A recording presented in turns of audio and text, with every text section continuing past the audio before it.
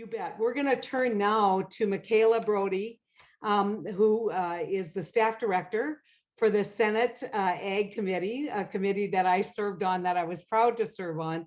And she's going to give us an update on ag legislation. And that's not ag EG, that's ag AG. I get that a lot when I dictate. I talk about ag and it pops up egg. And I'm like, what? My accent's not that bad. I want to thank you, Mikayla, for joining us on the Rural Progress Summit, and look forward to your comments. Well, thank you very much, Senator Heitkamp, and appreciate that kind introduction. And we certainly miss you on Senate Ag.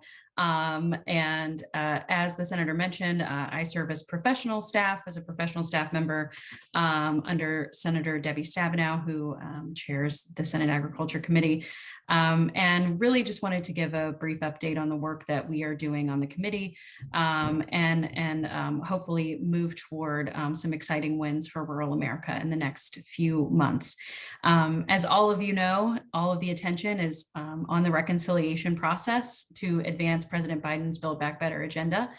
And as we sort of move through reconciliation, we are also busy confirming President Biden's qualified nominees for posts at USDA. Recently confirmed Xochitl Torres-Small for Undersecretary for Rural Development, which all of us are very excited about. I'm going to do a brief overview of sort of the top line things that are happening in the committee that we are excited about working on in reconciliation, but wanted to spend the majority of my time talking about what it means for rural development as it relates to the reconciliation package and the exciting opportunities that we have in the Build Back Better agenda. So aside from rural development, we are making significant investments in climate smart agriculture.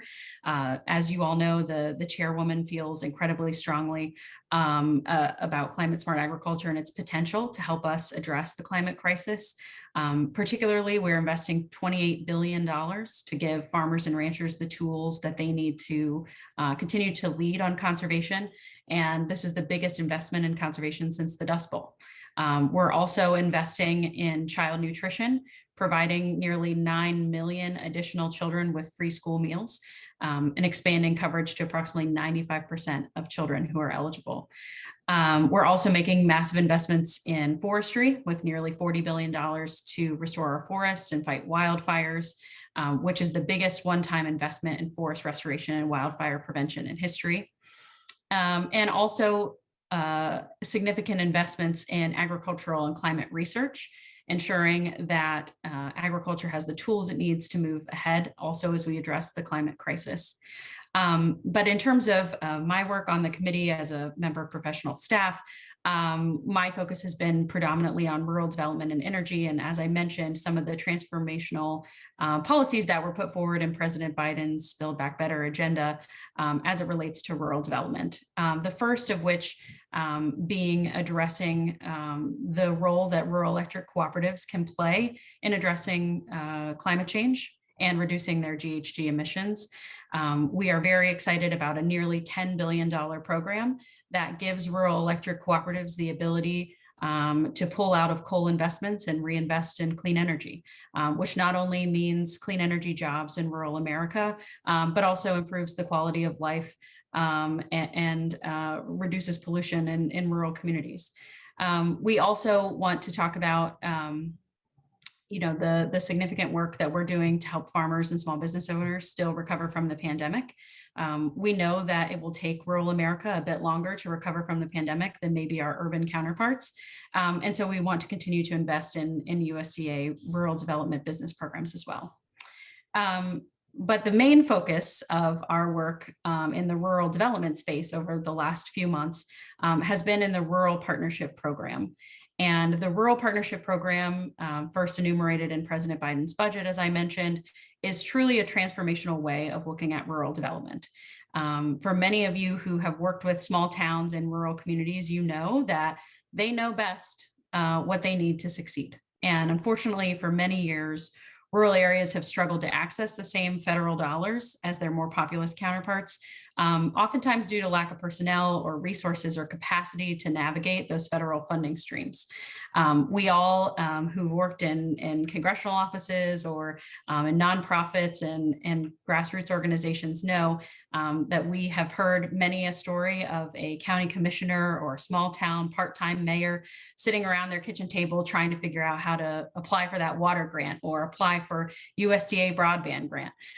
This is finally the federal government's commitment saying that we are ready to step in and give capacity to these small grassroots organizations and build the framework on the ground that's needed to secure those kinds of dollars. RPP helps to return the federal share the fair share of federal funds to small towns and rural communities and the organizations that represent them by investing in the capability of local entities to align these public and private resources. All of us who maybe have worked with USDA rural development in the past know that a lot of what currently exists in USDA rural development is sort of a take it or leave it approach, right? That they are very narrow grants or narrow forms of funding for very specific tasks. And instead, the Rural Partnership Program provides multi-year flexible funding for communities to use for things like pre-development planning, actually carrying out the expenses of completing a project, and then also being able to cover some additional rural development activity and project costs associated with taking in federal grant money.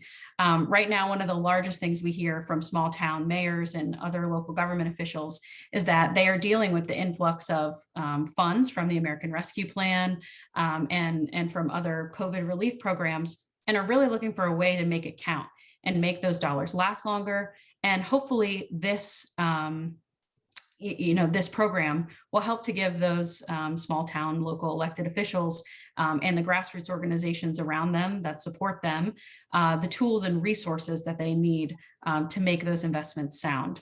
The secretary is instructed in the legislation as it currently stands to set aside a pot of funds for each state. So, again, keeping the competition a bit fair and guaranteeing funds to flow to every state in the Rural Partnership Program is an important aspect that, again, levels the playing field, and that these funds are, again, flowing directly instead of to states first, but instead directly from the Secretary of Agriculture to those local government entities and their nonprofit partners.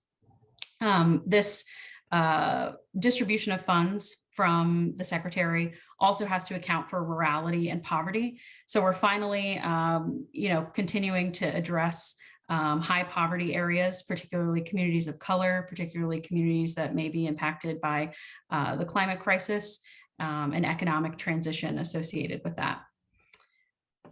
Additionally, I want to emphasize that the Rural Partnership Program builds on cooperation among the members of a partnership necessary to complete this comprehensive asset-based rural development and aligns federal government's investments. In communities where local governments maybe are not willing to engage with certain populations, maybe them minority populations, there are special exceptions where significant community support can continue a rural partnership program on its own. Additionally, we are making a significant investment in what we are calling rural prosperity innovation grants to provide national and regional level technical assistance.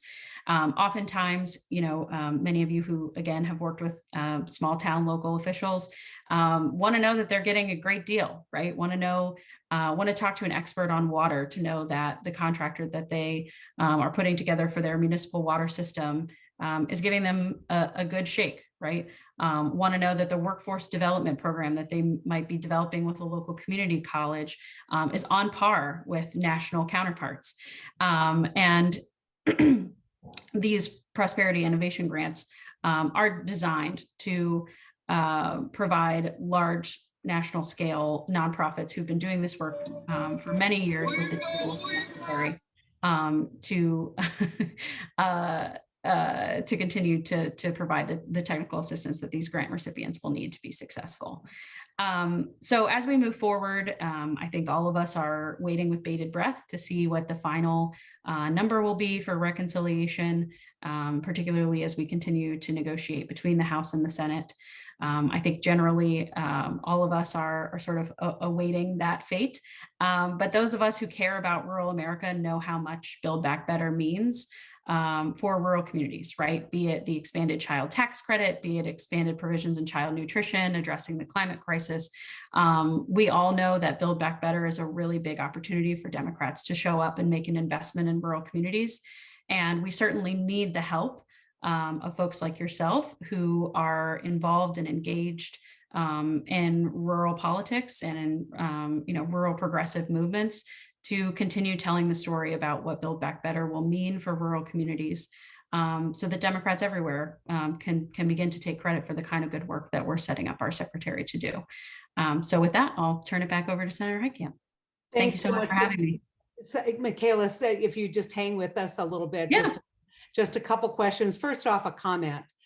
In many states like ours, look at the CARES Act and you look at these grant programs, they go to the governors and the governors ballyhoo, oh, this horrible federal spending, but yet the whole while they're funding their pet projects. And, here is a great example in North Dakota. We have a labor shortage being driven by, I think, a daycare shortage, but yet no real commitment to advancing daycare initiatives. And so, and you can't solve this, but I would just caution people who are voting for these broad grants to not just simply give the money away.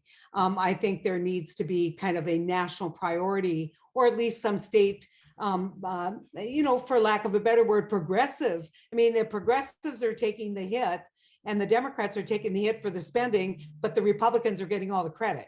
And they're funding things like, in my state, the CARES Act went to helping oil industry frack. Wow. Or close abandoned wells, which the industry has a legal obligation already to do. And so, we're a little leery of the granting. But my main question is, so many of us are now waiting for these appointments to the state Farm Service Agency, whether it's rural development. A lot of these appointments are really critical to help building back a democratic agenda in our states and to touting a democratic agenda. What do you know about how soon we're going to see some substantial nominations and how quickly those are going to get done? That's right. Yep. Thank you for that question. So thankfully, we saw the first round of state RD directors and state FSA directors appointed to a few states. I think we filled about 12 slots, but there are certainly far more to go. I think what is really interesting and that I greatly appreciate about the administration's approach to these appointments is really taking a holistic look at the progressive things we can be doing in FSA and RD state offices, right?